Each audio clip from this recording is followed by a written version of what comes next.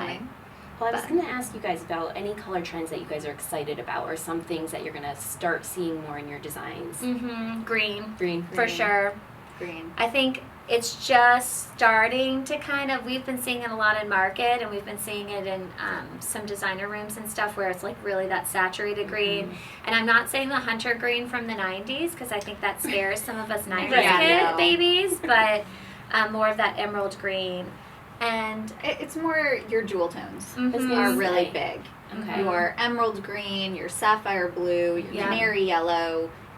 Think of jewelry colors. That's ruby red. Those are going to be really your colors. So maybe more in the holiday season, we'll see those colors kind of coming out. I hope so too. And I think everyone is still in love with gray, which creates the perfect background to put in those jewel tones. Yeah. And I think too, like what I mentioned with the charity house, you keep seeing all of these white rooms, and I think that scared people for a while, but I think people are starting to accept it and embrace it a little bit more, because it gives you so much flexibility on really allowing the furniture and the accessories and the artwork to pop and not having the walls detract from that. So I think that's kind of a new fresh color that we're starting to see here in the South, because I think we've been in a grayish pattern for a long time. I agree with that.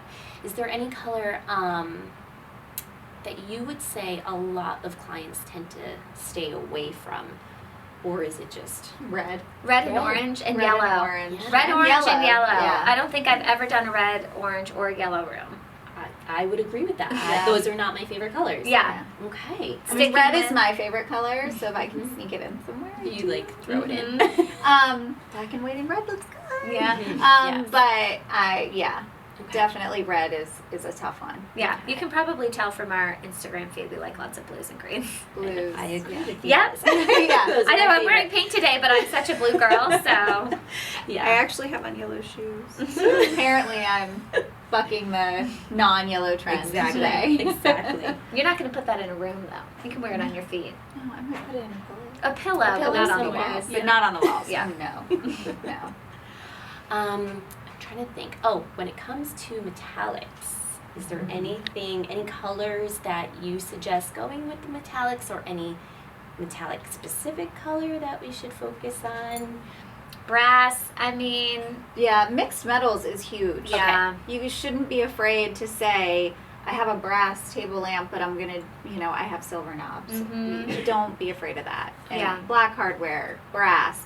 Black and brass look amazing together. Gunmetal and silver. Don't feel like you can't mix metals a little bit. Yeah. Because it's totally fine. In our studio space, we have bronze curtain hardware and a brass chandelier and silver nailhead trim on our chairs, and we point that out to our clients every single time they're nervous about mixing metals, and they're like, wow, I didn't really even notice it. I think it's just such a phobia, but then when you're in a space that has them all, it's not as jarring as you think it is. You don't even notice it. Yeah. I'm trying to think about any other colors, anything colorful that you guys want to share with us, or any color suggestions that you think we should be paying attention to. I mean, I feel like I've used purple more this year than I have any other year. So I think purple might be an up-and-comer. Watch out. I think the color combination of black and white is becoming really popular again. I mean, I'm a blue and white girl, and I was really going, no, not black and white, but now I've started to really embrace it a little bit more. And I mean, I swear on Instagram, you see all those feeds and all these gorgeous rooms, and they're really done in black and white. And Brenna's house is black and white. My whole house is black and white. Yeah. I always talk about how much I love color. My son was like, Mom, really?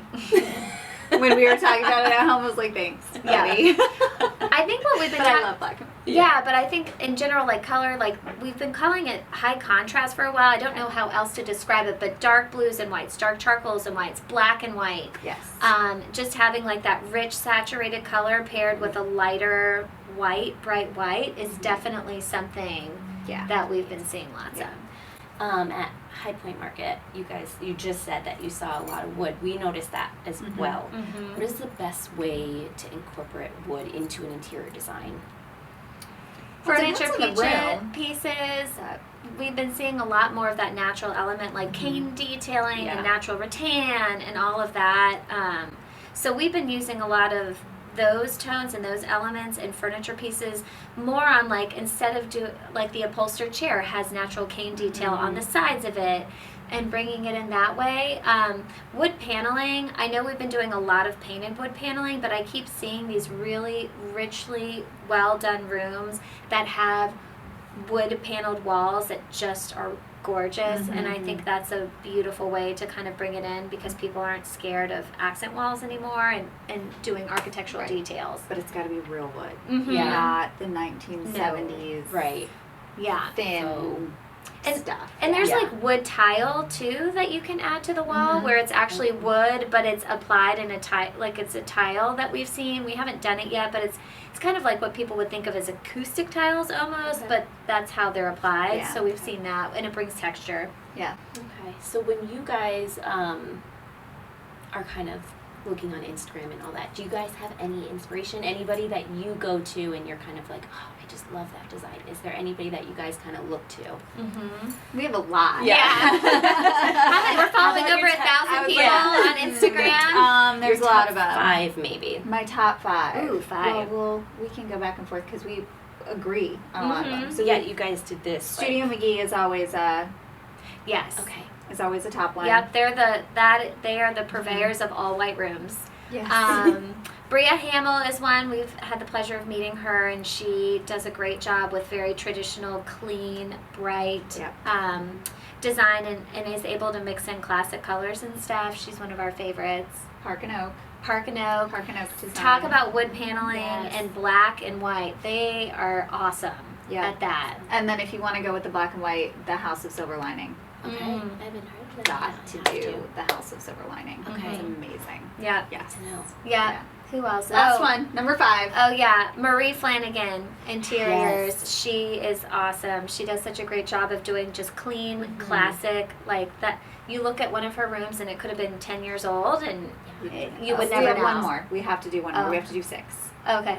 Martha O'Hara. Oh right. Martha O'Hara Interiors. Yep. Yes. Yeah. Hands down, I swear they can do anything. Yeah. And for a while, every single one of our, when we get more Pinterest boards now than House Idea books, but I swear every single client House Idea book had at least anywhere from 1 to 10 Martha O'Hara rooms on it all the time. So. Well, I totally understand why. Yeah. We love that you guys are local. Can you guys share, just to wrap this up, your favorite, let's say, your favorite Charlotte place to eat? And then to walk around and also get inspiration. Oh goodness. I know. I don't know if I have time for that. To walk around and get inspiration. I don't know if I have time to walk around and get inspiration. I know. I'm like, I rarely have time to walk around and get inspiration. I love driving around Myers Park. I feel like yes. every single time I always look at the houses there and I'm like, oh, they're so Yes. pretty with all the trees and everything. My first trip to Charlotte, we drove through there and that was gorgeous. There are some really awesome restaurants that have really good decor, like Kindred and Davidson is one of my favorite places to go to and just like be inspired by the food and by the decor.